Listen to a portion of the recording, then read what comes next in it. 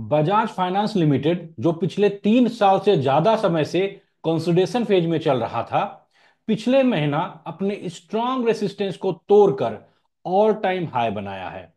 आज के इस वीडियो में हम जानेंगे कि इसकी जो ये ग्रोथ है, जो अभी शुरुआत हुई है पिछले महीना से, क्या आगे जारी रहेगी। हेलो, मेरा नाम संजीव कुमार है और मैं स्टॉक मार्केट कोच हूं। आपका बहुत बहुत स्वागत करना चाहता हूं मैं आप ही के channel happiness all around with Sanjeev में। चलिए शुरू करते हैं आज का वीडियो, और माइंड मैप और ट्रेडिंग व्यू के द्वारा हम समझेंगे इस कंपनी के बारे में।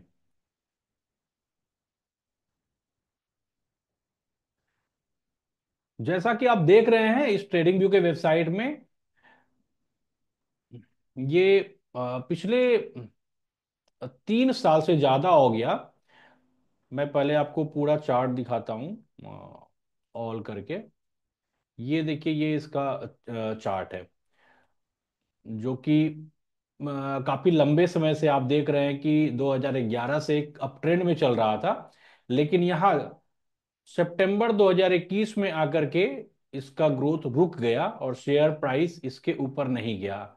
आप देखिए कि ये जो हाई बनाया था पहले, उसका हाई था करीब करीब इस जगह पे। और यहां पर यदि मैं एक हॉरिजॉन्टल लाइन डालूं तो ये हाई था 7,723 रुपया के आसपास का हाई बनाया था। और इसको पिछले महीना यानी जनवरी महीना में ये अपने स्ट्रॉन्ग रेसिस्टेंस इसीलिए कि आप देखिए कि यहां पर जो सितंबर 21 में जो हाई बनाया था, उसके बाद से कई बार इसको तोड़ने का कोशिश किया। सबसे पहले तो जनवरी 2022 में, जो कि फेल हो गया। फिर आप देखिए यहां पर सितंबर 2022 में फिर से कोशिश किया था इसको ब्रेक करने का, लेकिन ये भी फेल हो गया। फिर जुलाई 2023 में फिर फेल। यहां पर देखिए अक्टूबर 23 में इसके ऊपर गया था लेकिन वापस बैक हो गया, यहां पर सस्टेन नहीं कर पाया। फिर एक लंबे समय के बाद सितंबर 24 में कोशिश हुआ था इस रेसिस्टेंस को ब्रेक करने का, जो कि फिर से फेल हुआ। लेकिन पिछले मंथ जनवरी में, जनवरी 2025 में हम देखिए कि देख पा रहे हैं इसको ब्रेक कर दिया और क्लोजिंग प्राइस भी इसके ऊपर था। यानी कि पिछले महीना में जो क्लोज हुआ वो कैंडल आप देखिए ऊपर क्लोज हुआ। और बड़ी बात यह है कि इस मंथ फेब मंथ में ये इसी प्राइस पर इसके थोड़े ऊपर ही खुला।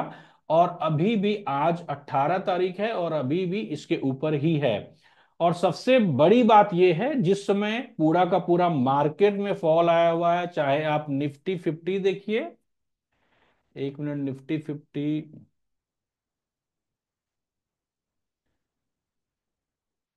निफ्टी एक मिनट यहां पर ऑल कर देते हैं, फिर निफ्टी 50 का आप देख लीजिए। सितंबर के बाद से अक्टूबर से लेकर अभी तक इसमें गिरावट जारी है। हम जब सीएनएक्स मिड कैप देखेंगे, सीएनएक्स मिड कैप देखिए, मिड कैप में भी गिरावट है, आज भी गिरावट हुई है। और स्मॉल कैप, स्मॉल कैप में भी गिरावट है। हर सेक्टर में हर शेयर पिट रहा है। और वैसे स्थिति में बजाज फाइनेंस में यदि ग्रोथ हो रहा है तो उसके पीछे कुछ ना कुछ तो वजह होगी। आज उसी वजह को हम जानेंगे। आगे बढ़ने से पहले एक डिस्क्लेमर कि मैं एक सेबी रजिस्टर्ड एडवाइजर नहीं हूं, और ये जो मैं वीडियो बना रहा हूं ये एजुकेशनल पर्पज से है, ये मेरा रिकमेंडेशन नहीं है। आप अपने फाइनेंशियल एडवाइजर से कंसल्ट करके ही बाय, होल्ड या सेल जो भी करना है उसका डिसीजन लेंगे। इंट्रोडक्शन, सबसे पहले कंपनी का ओवरव्यू समझते हैं। बजाज फाइनेंस लिमिटेड जो है नॉन बैंकिंग फाइनेंशियल कंपनी है, जो कि एक लीडिंग कंपनी है। और यह मुख्य रूप से कर्ज देने का काम है और डिपॉजिट भी एक्सेप्ट करती है। यानी जो बजाज फाइनेंस है ये नॉन बैंकिंग फाइनेंशियल कंपनी है। हम सब पहले से ही जानते हैं, एक समय हमने काफी पैसा बनाया था लेकिन बीच में ये रुक गया। इसकी जो पेरेंट कंपनी है बजाज फिनसर्व लिमिटेड, ये इसकी कंपनी पेरेंट कंपनी है। तो दोनों कंपनी में काफी पहले ग्रोथ चल रहा था, शेयर प्राइस काफी ग्रो कर रहा था, लेकिन काफी दिनों से इसमें इसके ग्रोथ में रुकावट आ गई और वापस देख देख रहे हैं चलना शुरू हुआ है। तो हम उस कंपनी में देखने के पहले हम समझते हैं इस इंडस्ट्री के बारे में कि इसमें ग्रोथ का क्या एक्सपेक्टेशन है। तो नॉन बैंकिंग फाइनेंशियल कंपनी जो है, इस सेक्टर का आउटलुक की बात करें तो ये जो सेक्टर है इसमें सिग्निफिकेंट ग्रोथ होने की संभावना है। और इसका मुख्य कारण ये है कि इसमें जो रिटेल है, एसएमई है, कमर्शियल सेगमेंट है, इनका जो लोन लेने का डिमांड है वो दिन प्रतिदिन बढ़ता जा रहा है, क्योंकि इस कंपनी का काम ही है, इस सेक्टर में जो कंपनी आती है उसका काम ही होता है लोन देना। तो चूंकि जब अ, अभी आप जाइए किसी भी कोई भी दुकान में जाइए, आपको मोबाइल खरीदना हो या एलईडी खरीदना हो या जो भी चीज खरीदना हो, उसके लिए कंपनी तैयार है आपको लोन देने के लिए, क्रेडिट के लिए। तो निश्चित तौर पर इसमें ग्रोथ की संभावना है। और रेगुलेटरी इन्वायरमेंट भी है, आरबीआई ने काफी रूल को टाइट किया है जिसकी वजह से कहीं पर कोई फ्रॉड ना हो पाए, तो ये भी एक अच्छा साइन है। जिससे कि मतलब उन लोगों को भी रोका जा सकता है जो फ्रॉड करने के लिए या गलत मानसिकता से आते हैं। यानी कि इस जो पूरे की पूरी इंडस्ट्री है उसमें ग्रोथ का चांस काफी ज्यादा है। अब इस कंपनी के प्रोडक्ट और सर्विस के बारे में हम बात करते हैं। मुख्य रूप से चार तरह, अलग अलग तरह का प्रोडक्ट है इसका। पहला है कंज्यूमर लेंडिंग, दूसरा एसएमई लेंडिंग, तीसरा कमर्शियल लेंडिंग और चौथा डिपॉजिट। कंज्यूमर लेंडिंग के अंतर्गत देखिए कि ये ऑफर करता है personal loan, consumer durable loan and 2 और 3 व्हीलर फाइनेंसिंग। आप जब जाएंगे किसी भी कंपनी का बाइक लेना हो आपको या 3 व्हीलर लेना हो, तो वहां पर बजाज फाइनेंस का आपको मिल जाएगा व्यक्ति। और यार व्यक्ति ना भी हो तो वहां पर वो कंपनी वाले इसके द्वारा आपको फाइनेंस करवा देंगे। या आप किसी भी रिटेल शॉप में जाइएगा, आपको यदि कंप्यूटर खरीदना है, लैपटॉप खरीदना है, तो वहां भी सुविधा मिल जाएगी। तो कंज्यूमर लेंडिंग में काफी इनका काम है।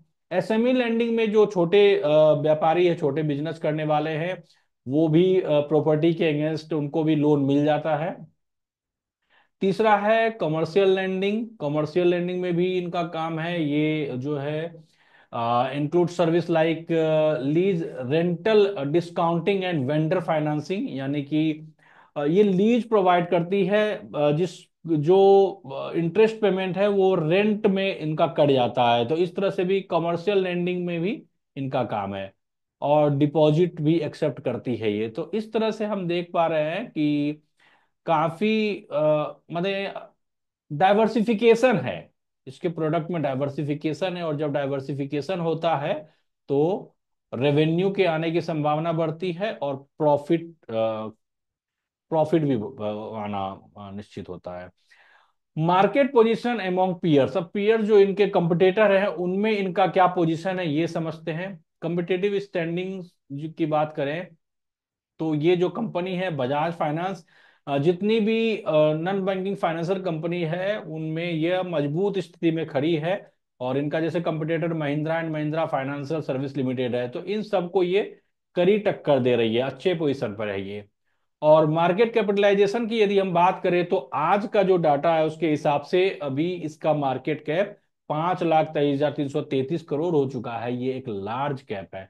तो सारी कंपनी मिड कैप और स्मॉल कैप में ही इन्वेस्टमेंट नहीं होना चाहिए, कुछ लार्ज कैप में भी इन्वेस्टमेंट जरूरी होता है। Unique selling points, diversified portfolio. मैंने पहले भी आपको बताया है कि इनका डाइवर्सिफाइड पोर्टफोलियो है, क्योंकि ये बहुत बड़े रेंज में काम कर रही है। बहुत सारी कंपनी ऐसी होती है ना, एक स्मॉल रेंज में काम करती है, एक स्मॉल ग्रुप पर फोकस होता है। यहाँ पर ऐसा नहीं है, इन ये वाइड रेंज में काम कर रही है। तो मान लीजिए कभी कई बार क्या होता है, एक जगह से यदि पैसा आना बंद हो जाए, रेवेन्यू बंद हो जाए, तो दूसरे जगह से आना चालू रहता है।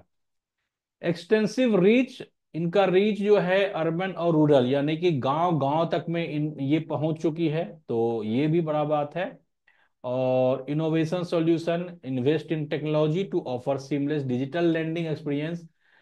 ये टेक्नोलॉजी में भी इन्वेस्ट कर रही है, जिससे कि ये ऑनलाइन यदि आपको किसी तरह का लोन हो तो मतलब फिजिकल वर्क के बदले ऑनलाइन मोड में भी ये अपने आप को अपग्रेड कर रही है। करेंट फाइनेंशियल डाटा की हम बात करें तो स्टॉक परफॉर्मेंस, आज का जो शेयर प्राइस है 8,450 पर क्लोज हुआ है, जो आज करीब करीब 0.47% इंक्रीज है। आज भी मार्केट में फॉल आया था, उसके बावजूद ये गिरा नहीं बल्कि आधा परसेंट ऊपर ही गया है। और 52 वीक हाई ये बनाया था 8,655 रुपया का ऑन 6 फेब, 6 तारीख को, इसी महीना ये 52 वीक हाई बना चुका है।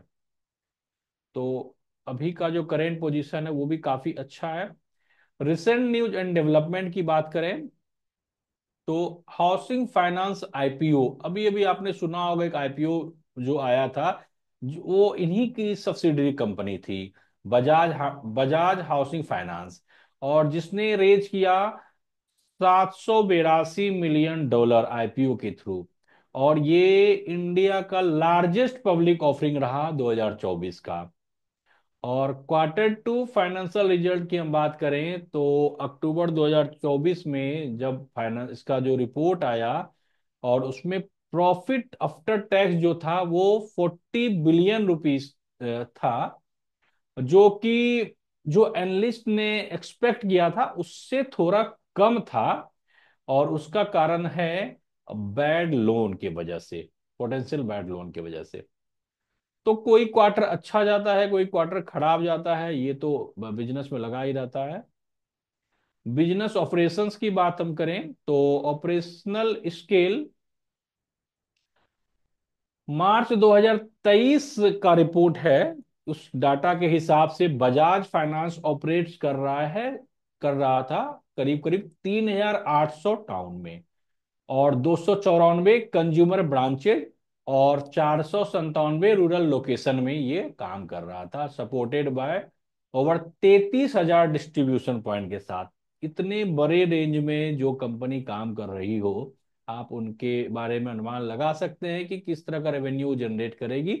Revenue streams, major revenue generated from suppliers accessing their extensive customer base. Suppliers के द्वारा मुख्य रूप से इनका रेवेन्यू जनरेट होता है। चलिए अब नाइन्थ पॉइंट पर बात कर लेते हैं, फ्यूचर ग्रोथ पोटेंशियल। ये सबसे इंपॉर्टेंट है, ग्रोथ तो हो रहा है, आगे ग्रोथ होगा या नहीं होगा। तो क्लाइमेट फाइनेंशियल इनिशिएटिव्स, नवंबर लास्ट ईयर में इसने पार्टनरशिप किया था इंटरनेशनल फाइनेंस कॉरपोरेशन के साथ, और उसके द्वारा सिक्योर किया इसने $400 मिलियन। और इसका एम इसके द्वारा है क्लाइमेट फाइनेंस इन इंडिया, और ये फोकस कर रहा है electric vehicle and energy efficient consumer goods पर। तो इतना बड़ा पार्टनरशिप हुआ, ये भी एक पॉजिटिव साइन है। और डिजिटल एक्सपेंशन के बारे में मैंने बताया है कि डिजिटली भी ये काम कर रही है, और अपने इस चीज को बढ़ा भी रही है। 10th point, risk and challenge. क्या क्या इस में ये शेयर को खरीदने के पहले इसके रिस्क को भी समझ लेना जरूरी है। रेगुलेटरी चैलेंज तो लगा ही रहता है, और आरबीआई ने काफी रूल टाइट कर दिया है, तो ये भी एक चैलेंज भी है, एक अच्छा भी है और बुरा भी है। Asset quality concern, rising non performing asset could effect profitability. जो एसेट्स परफॉर्म नहीं कर रही है उसके द्वारा प्रॉफिटेबिलिटी पर इफेक्ट पड़ सकता है। और मार्केट कंपटीशन, यदि कंपटीटर जो है, यदि उनकी संख्या बढ़ रही है और वो भी चूंकि आगे अपने चीज को एक्सपेंड कर रहे हैं, तो वो भी एक रिस्क रहता है, आप उसको भी इग्नोर नहीं कर सकते हैं। चलिए कंक्लूजन पर आते हैं। अब कंक्लूजन ये है कि जो स्ट्रेटजिक आउटलुक ये है कि बजाज फाइनेंस लिमिटेड ये काफी मजबूती से काम कर रही है, और इनका डाइवर्सिफिकेशन है, अलग अलग क्षेत्र में काम कर रही है। तो टेक्नोलॉजी इनोवेशन, स्ट्रेटजिक पार्टनरशिप, और तो इनका ग्रोथ जो है वो जारी रहने की संभावना है। हम ये इसके द्वारा हम ये समझ सकते हैं, आज का जो हमने एनालिसिस किया, कि जो अभी ब्रेकआउट दिया है इसको हम यदि पकड़ के चलें तो हमें बड़ा प्रॉफिट हो सकता है। आने के समय में गारंटी कुछ भी नहीं है, लेकिन हाँ हम थोड़ा सा आ, चूंकि हम लोग अप ट्रेंड को फॉलो करने वाले हैं, और हम जब पहला ट्रांस लेते हैं वो ब्रेकआउट पर लेते हैं। पिछले महीना यदि आपने ट्रांस ले लिया है तो इस मंथ भी आप ट्रांस को ऐड कर सकते हैं। यदि आपने नहीं लिया है, यदि फ्रेश बाइंग करना चाहते हैं तो अभी आप फ्रेश बाय कर सकते हैं। एग्जिट यदि कोई पहले लेकर के फंसे थे और वो सोचते हैं अब यहां से निकल जाएं, बहुत दिन के बाद वो प्राइस आया है, तो ये निकलने का टाइम नहीं है, निकलने का समय तो चला गया, निकलना पहले ही था। अभी आप इसको होल्ड कीजिए और आ, आप ट्रांच ऐड करते रहिए। आप सबों को बहुत बहुत धन्यवाद। आप सबों को मेरा वीडियो वीडियो पसंद आया हो तो जरूर से जरूर लाइक करें, कमेंट के माध्यम से अपने क्वेश्चन बताइए और अपने सारे दोस्तों को शेयर कीजिए। Thank you so much.